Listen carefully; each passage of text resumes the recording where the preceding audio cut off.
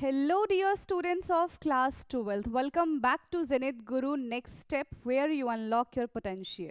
मैं हूं निकी पंडित और आज हम डिस्कस करने जा रहे हैं paper code ZZ204 202425 12th chemistry.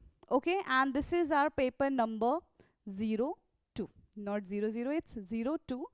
Already we have discussed two paper. Okay, and for this syllabus क्या है? Coordination compound and biomolecules. Again देखो दोनों बुक के हमारे 10 क्वेश्चंस हैं. ठीक है, बुक 1 का आपका चैप्टर कोऑर्डिनेशन कंपाउंड है, बुक 2 का आपका बायोमोलिक्यूल्स है. So let's discuss that question paper and I hope कि आपका एग्जाम बहुत अच्छा गया होगा. ओके, सो फर्स्ट क्वेश्चन क्या है? Fac meridional isomerism is associated with which of the following complexes. तो फेस मर्ज जो आइसोमेरिज्म है, ठीक है, वो कौन सा इसमें से ऑप्शन करेक्ट है जो बना के देगा हमको? MAA2, MA3B3, MAA3 and MA4B2. तो स्ट्रक्चर कैसे बनता है? बेसिकली यहाँ पे आपको A and B and B, this is face, है ना. एंड मेरिडोनल में क्या हो जाएगा? MAA B and A. ठीक है, तो ये देखो ये हमारे यहाँ पे दो स्ट्रक्चर है, तो ये किससे मैच कर रहे हैं? Option A, B, C and D. सो यहाँ पे हमें क्लियरली दिख रहा है MA3 एंड B3 से ये हमारा स्ट्रक्चर मैच कर रहा है. So for question number 1 option B is correct. Now next question, the complex ion CONH3 का whole 5 NO2 2 positive and CONH3 का whole 5 ONO 2 positive are called. तो ये किस टाइप का आइसोमेरिज्म है? Ionization isomerism, linkage isomerism, coordination isomerism या फिर geometrical isomerism. तो यहाँ पे बस एक छोटा सा डिफरेंस है, वो भी लीगेंड में. क्या है? एक हमारे पास लिखा हुआ है NO2 और दूसरा लिखा हुआ है ONO. ठीक है, तो ये हमारा N नाइट्रो बन जाएगा, ये हमारा O नाइट्रो बन जाएगा. सो इस टाइप के लिंकेज को हम क्या, इस टाइप के लीगेंड को हम क्या कहते हैं?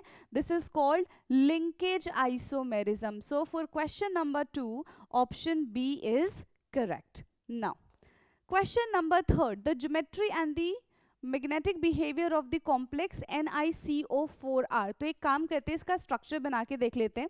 ठीक है, पूरा इस क्वेश्चन को हम सॉल्व कर लेते हैं.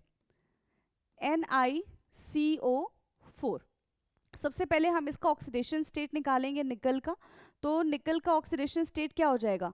X प्लस कोबाल्ट जो है यहाँ पे, ठीक है, ये जो CO है बेसिकली क्या है? एक न्यूट्रल लीगेंड में आएगा. ठीक है, तो ये हो जाएगा 0 इज इक्वल टू कुछ भी नहीं है तो 0, X इज इक्वल टू 0. तो निकल का अगर हम देखें तो ये बन जाता है 3D8 4S2 and CO is a strong field ligand, और जितने भी स्ट्रॉन्ग फील्ड लीगेंड होते हैं वो पेयरिंग में पार्टिसिपेट करते हैं. तो ग्राउंड स्टेट की अगर हम बात करें तो ये बन जाएगा हमारा 3D and this is 4S. ठीक है, और फिर 4P के बारे में बात करते हैं, 4P, और फिर आता है उसके बाद 4D, वो ऑक्टाहेड्रल की बात हो जाती है. फिर 1 2 3 4, तो 1 2 3 4 5 6 7 8 इस तरीके से हो जाएगा. 8 इलेक्ट्रॉन D में है और 2 इलेक्ट्रॉन हमारा S में है. क्योंकि CO is a strong field ligand, ये क्या करेगा? पेयरिंग में पार्टिसिपेट कर लेगा. एंड इन एक्साइटेड स्टेट हमें देखने के लिए मिलेगा कुछ ऐसा. 1 2 3 4 5 6 7 8. ठीक है, तो ये आके इसके साथ पेयरिंग कर लेंगे 9 10. अब ये पूरा खाली है, तो इनमें क्या आ जाएगा? इनमें लीगेंड्स आएंगे. तो कितने लीगेंड्स है? 4 लीगेंड्स है. तो 1 2 3 4, यानी कि ये हाइब्रिडाइज होके क्या बना लेंगे? sp3. ठीक है, ये क्या बना लेंगे? sp3. sp3 is tetrahedral in nature. ठीक है, क्या हो जाएगा? sp3. अब देखो सारे के सारे ना, यहाँ पे एक भी ऐसा नहीं है कि खाली इलेक्ट्रॉन फिल हो, सारे के सारे भरे हुए. That means this is called diamagnetic in nature. So tetrahedral diamagnetic. क्या है ये? Tetrahedral diamagnetic. यानी कि ऑप्शन बी देखो सीधा सीधा हमें दिख गया, tetrahedral and diamagnetic. So for question number 3 which option is correct? Option B is correct. Okay, now next question है हमारा question number 4। The IUPAC name of complex ion FeCN whole 6 3 negative is. Okay, so FeCN6 3 negative is क्या बनेगा? Hexacyanido iron third ion, hexacyanido ferrate third iron, hexacyanido ferrate third ion, ठीक है। और यहाँ पे क्या है? Tricyano iron third ion.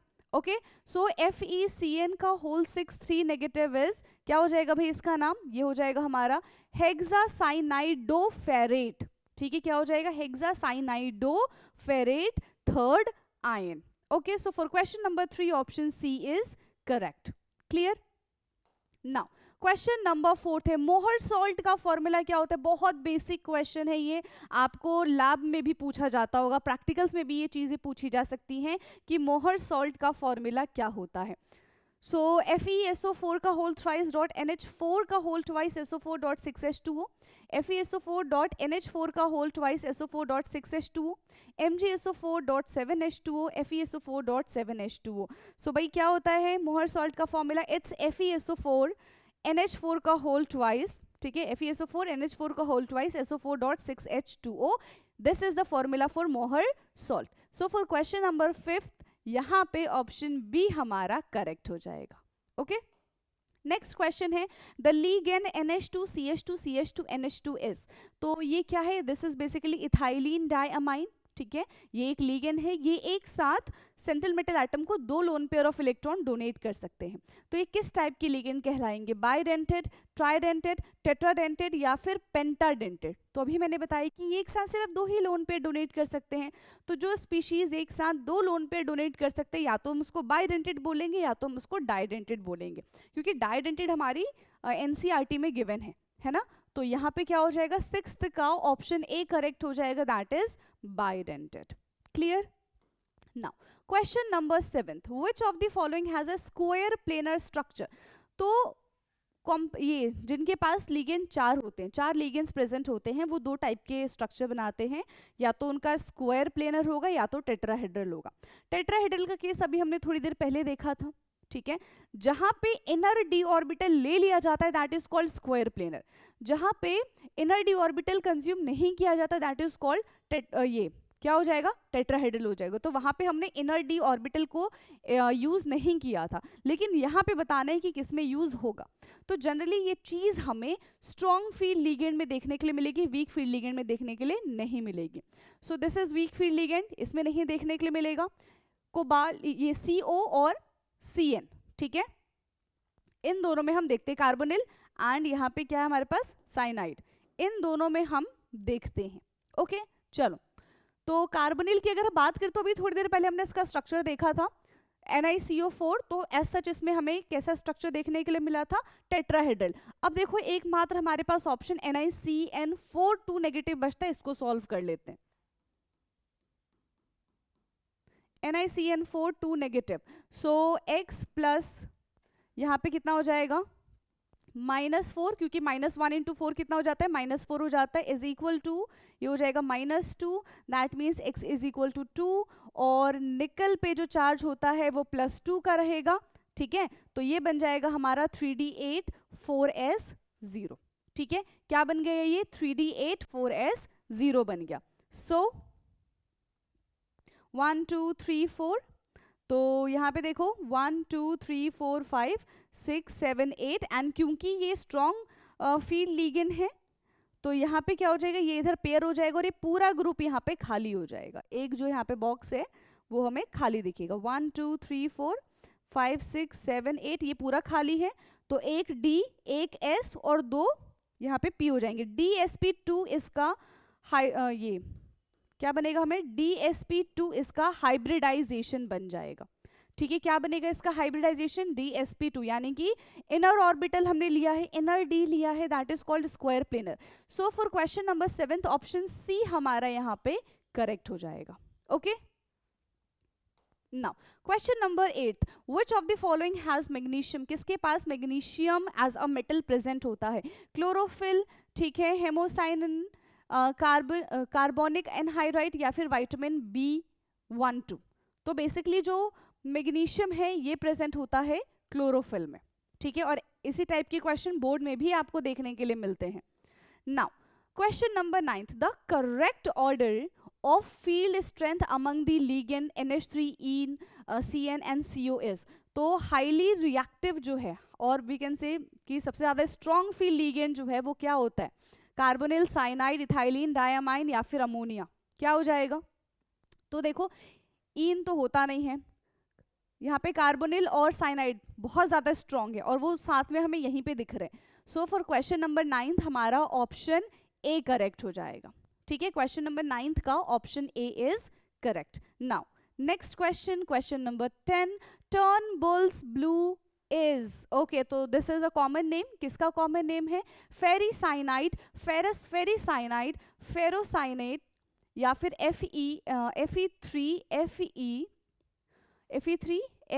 FeCN6 का, और फिर बाहर से होल 4 लगा रखा है, ठीक है। तो बेसिकली होता क्या है, इट्स फेरस फेरिसाइनाइड, ठीक है। क्या बन जाएगा ये, ferrous ferricyanide, okay, FeCN whole 6, clear है, ferrous ferricyanide. So for question number 10 option B हमारा यहाँ पे करेक्ट हो जाएगा।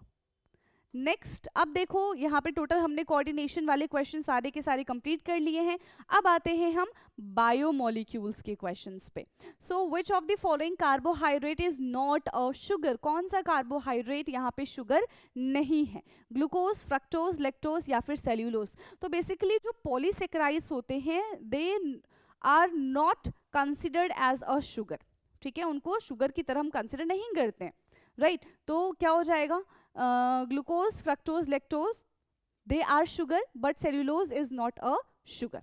Okay, so for question number 11th, option D is correct. Now, the reaction of glucose with NH2OH give, जब हम glucose का reaction NH2OH के साथ कराते हैं, so CHOH का होल 4 एंड CH2OH, इसका रिएक्शन किसके साथ करा रहे हैं हम, NH2OH, ठीक है, हाइड्रोक्सिलामाइन। तो क्या बन जाएगा, C डबल बॉन्ड N, ठीक है, OH और CHOH का होल 4 एंड CH2OH, ठीक है। सो दिस इज ऑक्साइम, ठीक है, ये क्या बन गया, ये बन गया हमारा ग्लूकोज ऑक्साइम, क्लियर। तो एनहेक्सेन ग्लूकोज ऑक्साइम, ग्लूकोज साइनोहाइड्रीन या फिर gluconic acid, so it will become glucose oxime.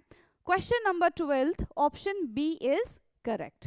Next question, question number 13th, which of the following amino acids is optically inactive?